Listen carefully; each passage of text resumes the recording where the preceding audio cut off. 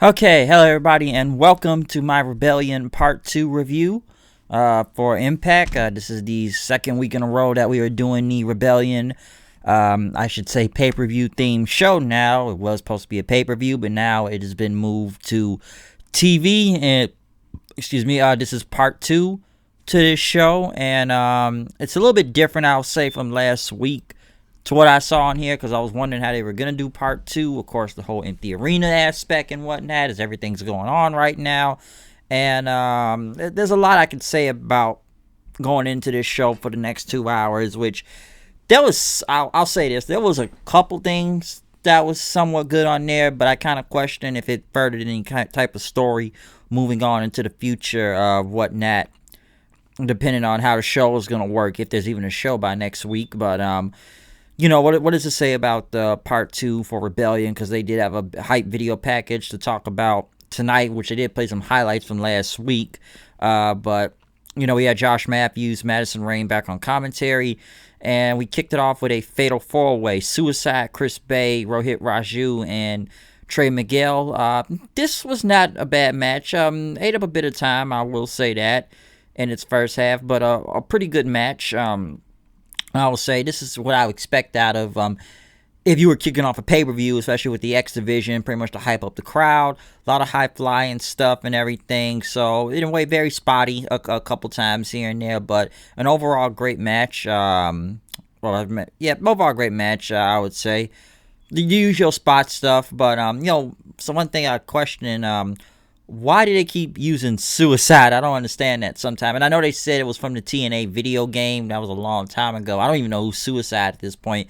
Maybe it was TJ Perkins again. I don't know. But it's been many people that's been under that Suicide mask for years. But, I don't know who Suicide was this time. But this was not a bad match, though. I will say that. It ended up with Chris Bay winning, which I feel like he had to win this match anyway, since he's new around here and they're trying to build him up. Because I know he, what was it?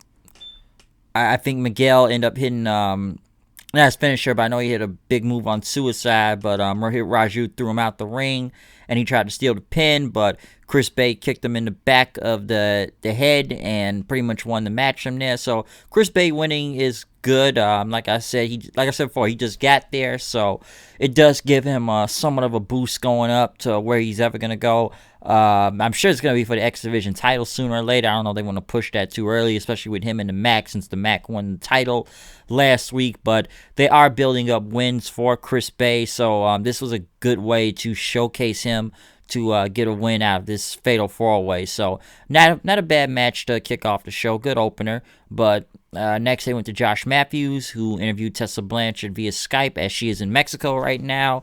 She pretty much talked about, disappointed in not being able to make it to Rebellion, but with everything going on right now, she's doing her best to stay safe during this time, as she's sitting home in Mexico. Josh pretty much asked Tessa about, Elgin, pretty much about her defending the title, and Tessa pretty much said Elgin can't become champion unless he comes to Mexico, because to beat the man, you have to beat the man, or, the man's a woman right now. They'll have to wait till another time, but, she pretty much talked about, like I said before, she couldn't be there, tell people to stay safe, and, Josh Matthews ended up just ending the interview from there, and I guess we'll come back from that at a later time. Joseph P. Ryan, or Joey Ryan, man, that guy says a lot of stupid shit on Twitter. I'll say that. I saw something on Twitter today. He said something, I think it was a clip with Vader from back then, and kind of buried him. I don't know what this guy was talking about, but it sounded dumb when I read from somebody posted on Twitter today. But he went against Cousin Jake, I guess, instead of doing this cancel culture thing. Listen, this match was somewhat better towards the end. A lot of rest holds, I will say that. Because I know Joey Ryan, he lost to Cody Deaner, I think it was about last week or two, and he was going against Cousin Jake this time. It ended up with Joey Ryan getting a roll up on Deaner for the win.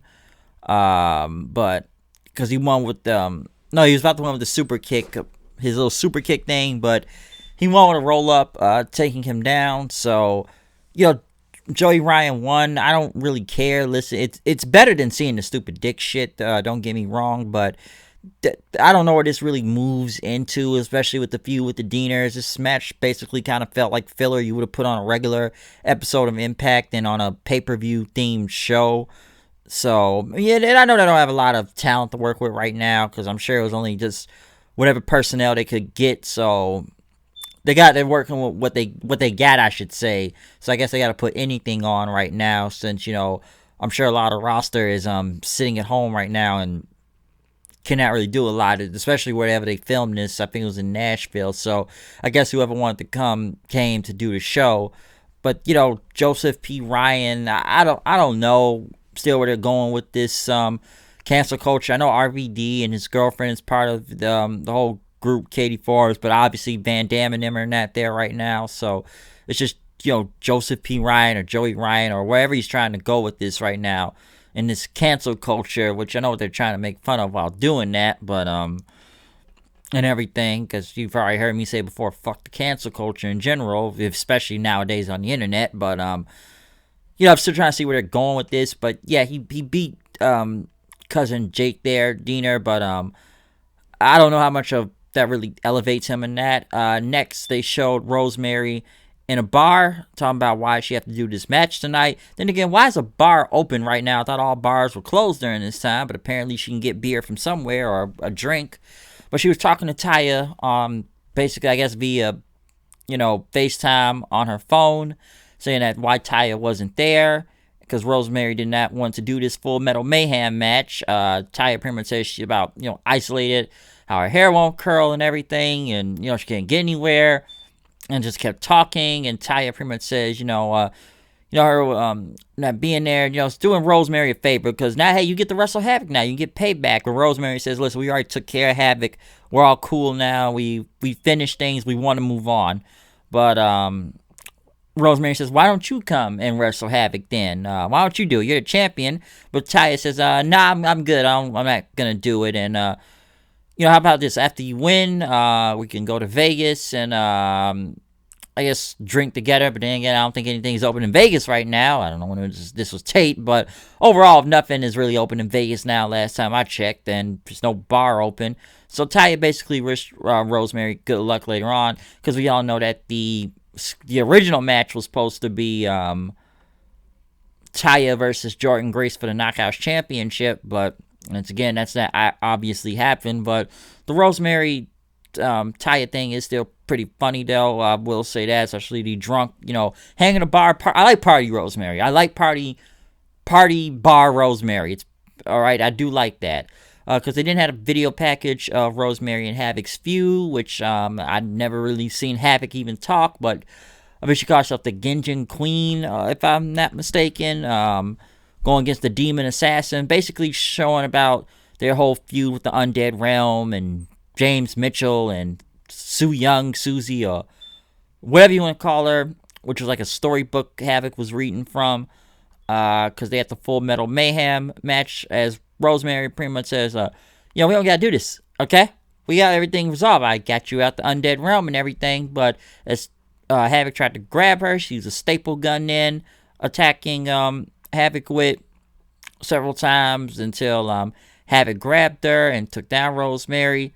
Rosemary pretty much took her down and got I don't know, she got like a chain or something, and what was it? She took the chain and put it around Havoc's neck and I guess pulled and tried to choke her in. And listen, we know you have blood on your hands from James Mitchell, and Havoc and taking Rosemary down with the chain. Then after that, pulling her to the ground with it. Pretty much kicking her several times and hit her in there with a trash can lid. Havoc pretty much put Rosemary's head onto the chair, but and was getting her with the chain with it, but Rosemary got out the way, and Rosemary pulled Havoc down onto the chair then, and pretty much took the chain outside and ran around. And then they showed this woman named Nevaeh, I believe I said her name right. She was just watching from the crowd. Now, I don't know who this woman is, Nevaeh, they were talking about, but yeah, to what I've read, and I've seen some people talk about this tonight, I believe she was partners with Madison Rain. They were former Shimmer Tag Team Champions, so she's been on the Indies for a long while, to what I've read, and I believe she is the wife of Jake Chris, if I'm not mistaken. I was hearing some people say that tonight too. I don't know a lot about Nevaeh. I don't know a lot about this woman in general, other than what I'm hearing tonight from people. I need to probably do a little bit of research, but those are like two things I've somewhat learned from her tonight. So I guess she is signed with the company, but this Nevaeh woman was just standing, watching the match, just surveying. So I don't, like I said, I don't know who she really is, but that's what she was doing out there. But as the match continued, Rosemary put on a construction hat, as it was to block Havoc. Havoc in the head with a trash can, but the construction hat, blocked it. They got back in the ring. Havoc chokeslammed onto some chairs, but Rosemary got out. Rosemary ended up hitting her with a chair then. And then she hit Havoc with like a lead pipe or something 2 times for the win. Rosemary got the win after that. I don't know. The match wasn't bad.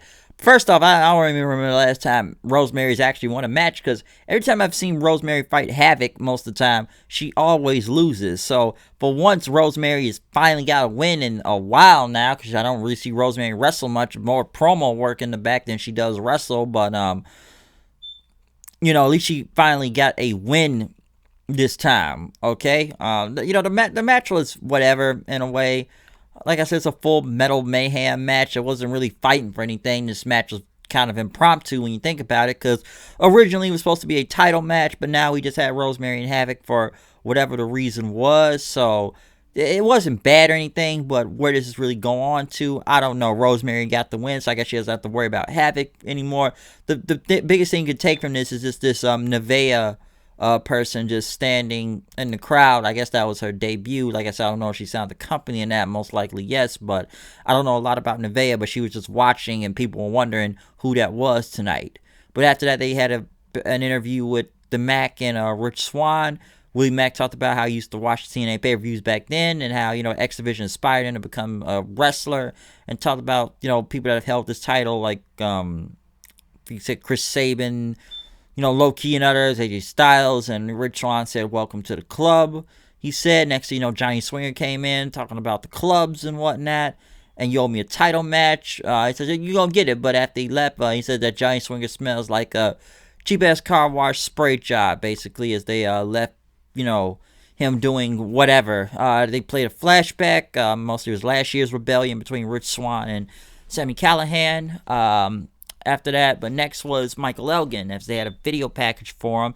Michael Elgin came out in his gear, which there was a lot of time left to fill in this show, but he talked about how Rebellion, that's where he debuted last year, and it's a very special place in his heart for him. He debuted, and he still wants the world title. He's been saying that ever since he got here, and over a year ago.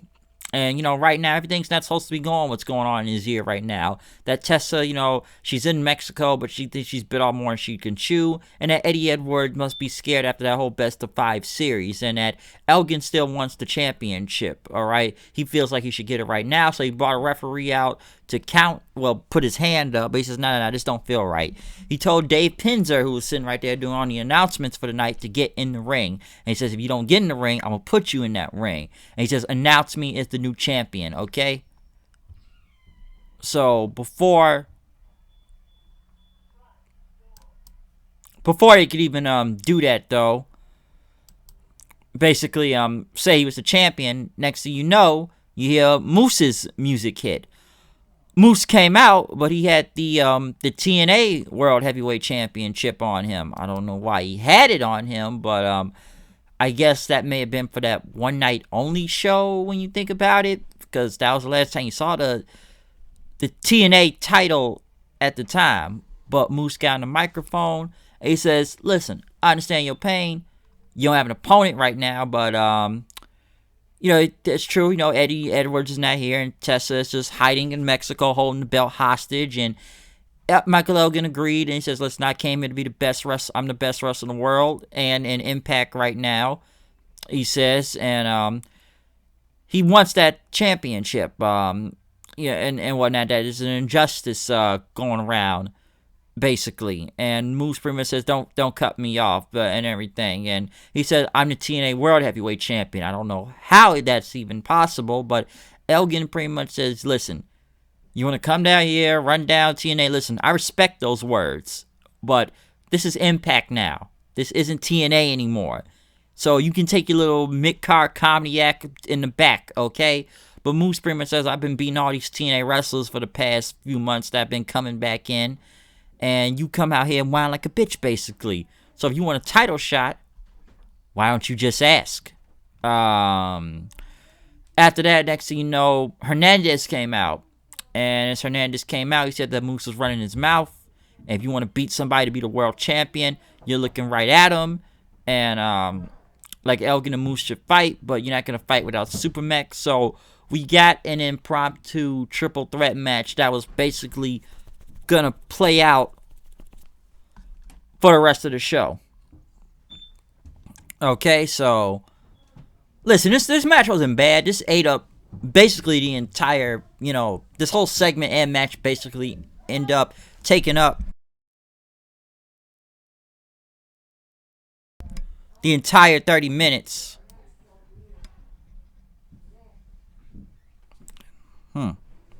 Like I said, it took the rest of the show for the next 30 minutes out of this entire thing. Wasn't a bad match or anything. I don't know why Moose's gear looks like the Ultimate Warrior for some odd reason. I feel like his gear looks like a lot of wrestlers from the 80s. At one point it looks like Hogan, then it looks like Macho Man. Now it's Ultimate Warrior this time. If you notice his gear, but it wasn't a bad match, I will say that. It was actually pretty good. Three giant guys beating the crap out of each other in this match, and I would say got a little bit screwy in the ending. I would say a little bit overbooked at one point, but I didn't think this was a bad match. I will say that. I do like Elgin doing a freaking corkscrew from the top rope. Well, it looked like it was a moonsault. But the ending, I know Elgin hit the buckle bomb, then the Elgin bomb on Hernandez, but Moose pulled the referee out. Elgin had knocked Moose to the ground. But then he took the referee and knocked him down. He knocked him out then to the ground, and a second referee came out. Elgin tried to stop him. Hernandez ended up jumping outside the ring, knocking both guys down. Then after that, Hernandez then pretty much took the first referee, put him back into the ring to wake him up, but Moose ended up hitting a spear for the win, okay? So, listen, Elgin didn't take the L right here. Well, he didn't take the pinfall, I should say. So, in a way, he's protected, but then again, what would have been the point of him winning this title to begin with? Because this title doesn't technically exist anymore. And listen, I know they had to put some replacement for a triple threat match on, since we're not getting the Elgin, Eddie Edwards, and Tessa. As we all know already, Tessa and Eddie Edwards are sitting at home right now, so that's why they were not there to do this show. And because, come on, I don't know why Moose has the TNA title, which I don't think that was explained all the way. I think Josh and Madison did the best they could to explain it, but it didn't make a lot of sense. Hernandez, I didn't even know Hernandez was still there, so he probably would have been the guy to take the L anyways, because I don't even know if he's even under contract in that. So, like Elgin, I'm sure whenever that's going to happen, the match will happen sometime in the future.